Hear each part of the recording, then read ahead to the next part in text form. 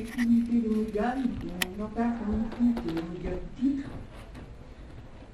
J'écris aussi sur le quotidien de la communauté, sur mon blog, l'humanisme. Donc l'accessibilité, vous l'avez aussi en tant qu'utilisatrice, mais aussi en tant que professionnel du web. Tout ça, ça. Donc aujourd'hui, je vais vous parler de l'enjeu des objets connectés. Je ne me rappelle, je ne sais pas. Micro. Voilà, ça. Il y en a qui disent que c'est pas bon, mais vous m'entendez ou pas ici? C'est bon, là, pas là, c'est quoi? On va tout mal, c'est pas reprendre ma respiration, ça va un peu mal. Donc aujourd'hui, je vais vous parler de l'enjeu des objets connectés pour les personnes en situation de handicap comme moi. Donc, l'appui à la définition d'un objet connecté qu'on peut retrouver sur Internet. Le fait de connecter un objet ne peut pas devenir un objet intelligent ou intéressant. C'est là où on fait aujourd'hui qui nous intéresse.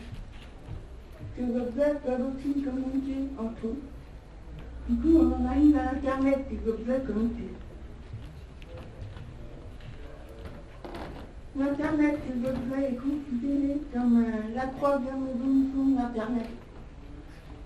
Nous avons le web 1.0 c'était un Internet un peu bête qui nous savait afficher l'information. Ensuite, le web 2.0 où les gens ont commencé à parler sur Internet à travers les réseaux sociaux. Et enfin, le web 3.0 où ça sera l'Internet où on va parler aux objets, où les objets nous parleront. On aura sûrement l'air très bête à parler à nos objets, mais moi je me trouvais très bête à parler à mon lapin, mais aujourd'hui un peu moins, mais je vais vous montrer pourquoi.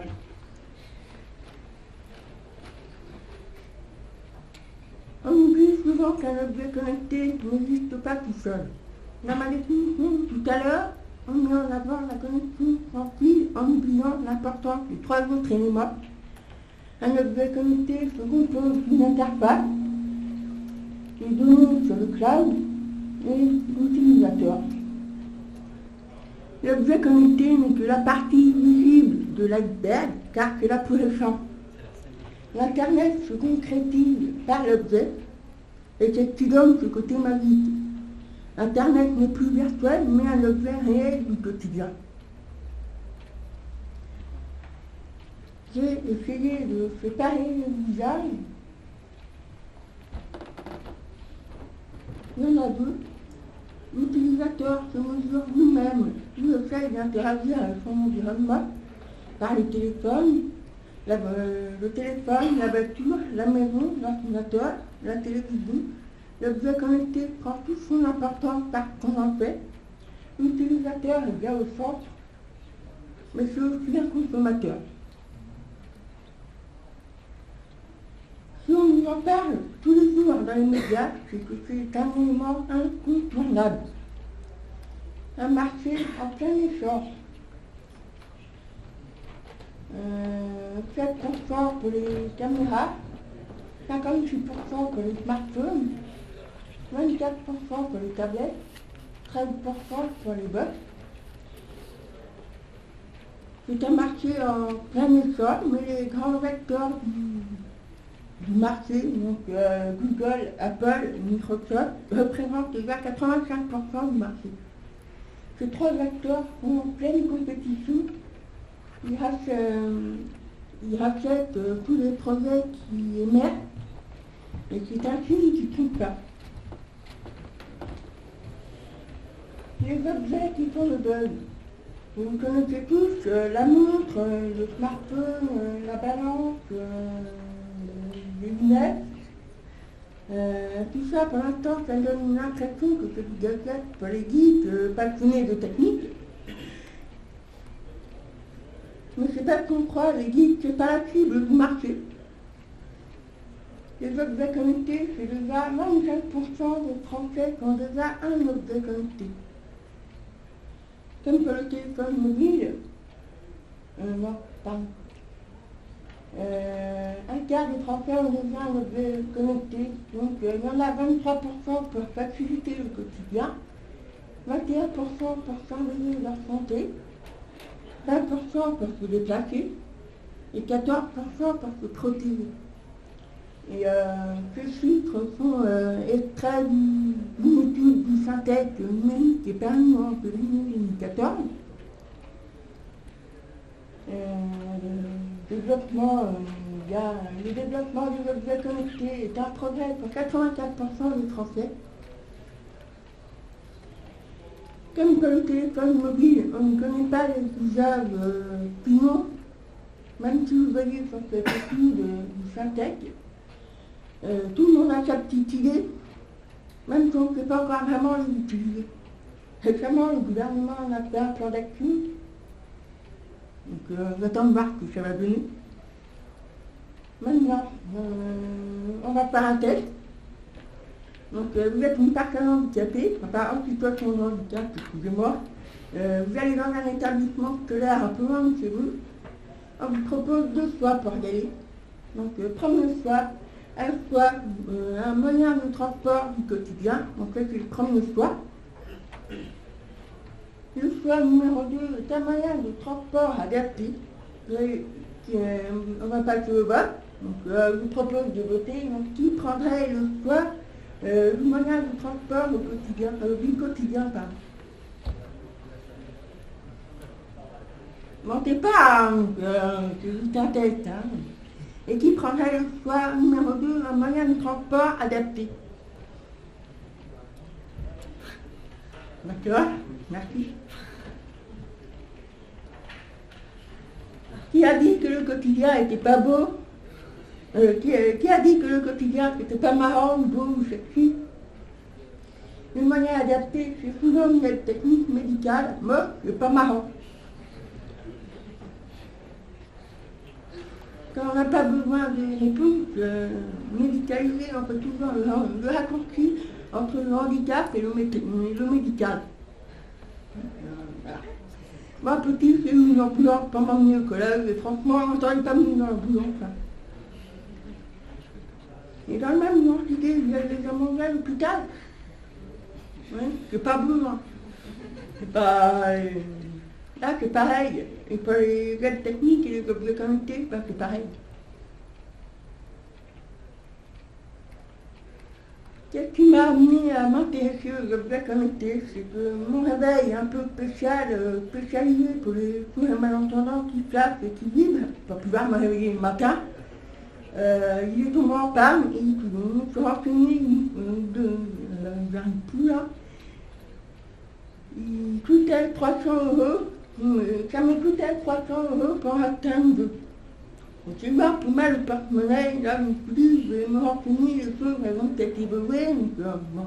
Et c'était bien le cas, j'ai vu le flex, c'est stupide, qui fait aussi vibrer le bracelet à Orpi, mais qui en plus fait les fonctionnalités de pedomètre et de coach sportif, donc c'est encore mieux.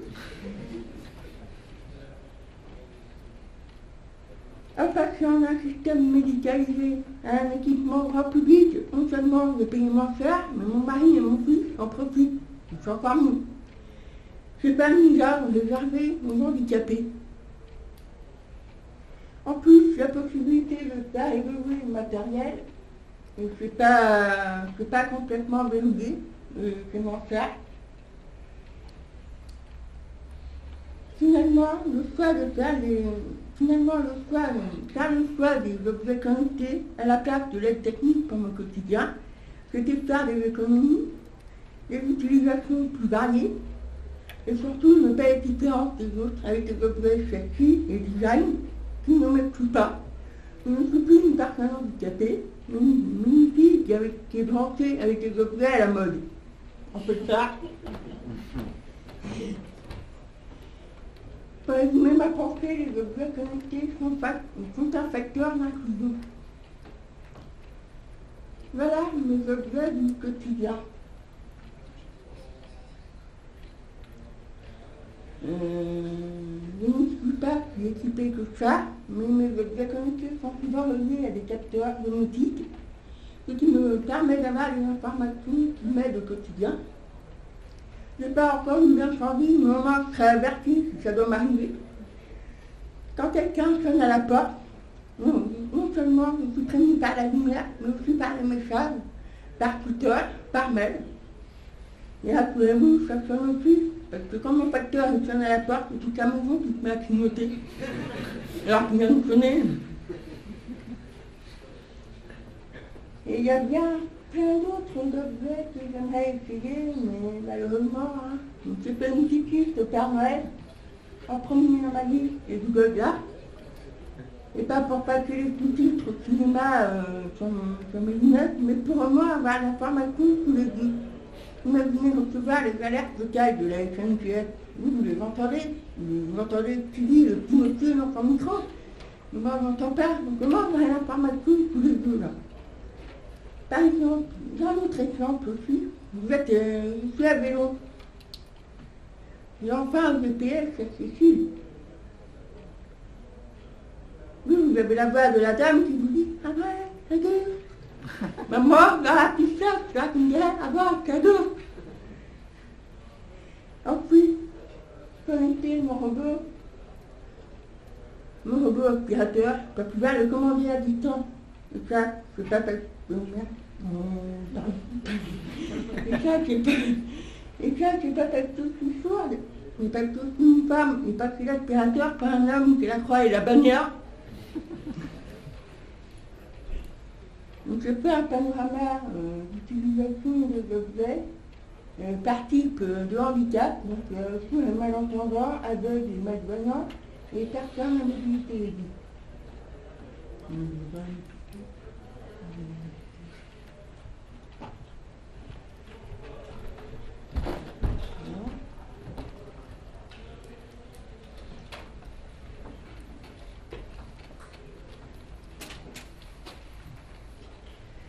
Donc, ici, on va parler de sources. Donc, tout à l'heure, je parlais de ma fenêtre qui allumait les lumières. Ici, on a l'interface du domotique, qui est une box Domi. Il faut savoir que pour avoir plusieurs informations devant ceux des LED de couleur dans ma maison. Et quand j'ai quelqu'un qui sonne chez vous, on n'est pas c'est bleu, c'est vert. Quand j'ai quelqu'un qui rentre chez moi, c'est bleu. Et quand il y a une alarme incendie, c'est rouge. C'est des objets comme ça que j'ai mis dans mon système électrique chez moi. Et c'est ce qui me permet de commander. J'en ai mis dans ma chambre, dans la cuisine, un peu partout dans la maison, pour pouvoir être tout le monde gâter les toilettes. Il n'y a pas d'information là, plus tranquille. La maison peut brûler. Ensuite, pour les malvoyants, c'est encore plus évident que l'utilisation, parce que la domotique, dont j'ai déjà parlé, est accessible aujourd'hui à l'aide d'interfaces vocales comme Sarah, Gladys, Sol ou Gladys. Un aveugle peut commander toute sa maison à l'aide de sa voix et le programme peut lui répondre. L'interface vocale, ça fait comme ça, on parle et on a une réponse. L'interface vocale est capable de donner des informations. Par exemple, on me réveille, je veux savoir si c'est beau ou c'est nuit. Ici, on voit l'interface de Sarah qui comporte plusieurs informations. Dans mon exemple, vous me réveille, je veux savoir si c'est nuit ou c'est jour. Je demande, Sarah, est-ce que c'est jour? Sarah me répond, c'est jour. Je veux ouvrir mes volets. Je vous demande, donc je me dis, Sarah, ouvre les volets. Elle ouvre les volets et me dit, les volets sont ouverts.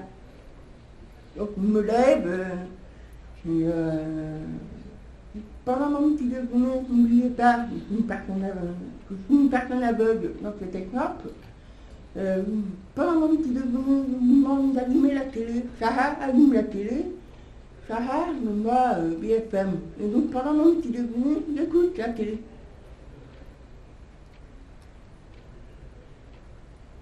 Avant de partir, je fais sortir de chez moi, il me dit, bon ben, je vais prendre un manteau assez chaud, un impair, donc là, je demande, Sarah, tu peux. Et là, je peux prendre un parapluie ou pas par rapport à la réponse que je vais avoir. Autre exemple, pour les personnes aveugles, le projet OpenGlass, qui est un objet connecté, enfin les Google Glass qui sont un objet connecté, sur lequel on a des projets qui peuvent se greffer sur le Google Glass qui s'appelle OpenGlass. Dans le cas d'utilisation d'une personne aveugle, on utilise plus la caméra et l'oreillette des Google Glass, l'écran intégré en mobile peut nous faire tout. Ce projet innovant permet à quelqu'un qui utilise les Google Glass d'entendre de l'information sur l'environnement qui est devant lui.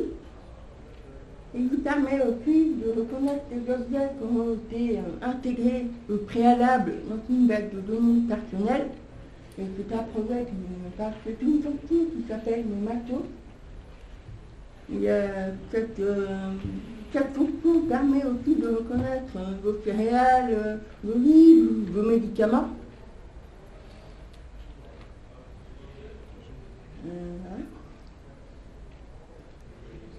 Ensuite, pour les personnes à mobilité réduite, encore une fois, une aide évidente. Commander sa maison à distance à la voix par une interface, comme les smartphones, les tablettes, et tout ça sans bouger. Ici, c'est une autonomie énorme de gagner. En plus des exemples que je vous ai déjà donnés, sachez qu'on peut ouvrir sa porte à distance. Porte d'entrée, portail, porte d'appartement, ainsi que ses volets ou ses verrous. On a un troisième exemple avec du Google Glass, où on peut commander un fauteuil électrique avec le bout. Mais pas le mouvement de bout, pardon. Enfin, un autre projet, une bague connectée avec détecteur de mouvement qui s'appelle PIN, qui transforme la main en forme de télécommande, comme de nombreux objets connectés. La tablette, la télé, le smartphone, ça fait la main dessus, ça fait télécommande. Tout ça, c'est bien beau, mais il y a quand même un petit problème. Tous les objets connectés que je viens de vous présenter sont accessibles à travers une interface web ou mobile. Si cette interface n'est pas accessible aux personnes en situation de handicap, l'objet connecté devient inutilisable. Tout danger vient de là. Cette autonomie que nous pouvons avoir repose sur la qualité des interfaces. C'est avec l'interface que ça passe ou ça casse.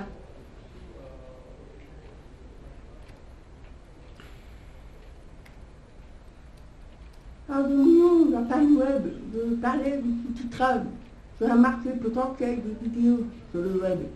Ce nombre de vidéos accessibles n'a toujours pas augmenté en 2014. On ne voudrait pas que la même chose se produise aujourd'hui avec les objets connectés qui sont notre quotidien de demain. Les personnes en situation de handicap n'ont pas les mêmes règles d'objets connectés accessibles.